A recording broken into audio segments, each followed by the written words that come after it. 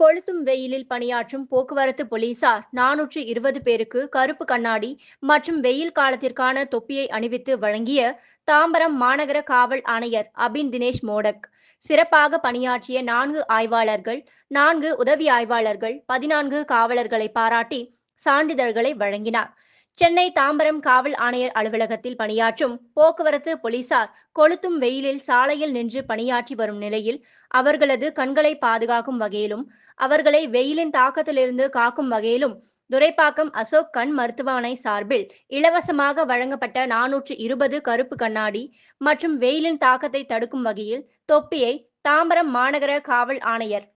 அபின் தினேஷ் மோதக், இணை ஆணையர் மகேஸ்வரி, துணை கமிஷனர் கார்த்திகேயன், பள்ளிக்கரணை போக்குவரத்து துணை கமிஷனர் சுந்தர்ராஜ், கேளம்பாக்கம் உதவி கமிஷனர் ரவி அபிராம், கேளம்பாக்கம் போக்குவரத்து ஆய்வாளர் தினேஷ்குமார், கானாத்தூர் காவல் ஆய்வாளர் முருகன், உதவி ஆய்வாளர் துரைமுருகன், தாழம்பூர் காவல் ஆய்வாளர் சார்லஸ், செம்மஞ்சேரி போக்குவரத்து உதவி ஆய்வாளர்கள் கருணாநிதி, காண்டீபன், கானாத்தூர் போக்குவரத்து உதவி ஆய்வாளர்கள் பலராமன், முரளி மற்றும் தாம்பரம் மாநகர காவல்துறை அதிகாரிகள் ஏராளமானோர் கலந்து கொண்டு சிறப்பித்தனர்.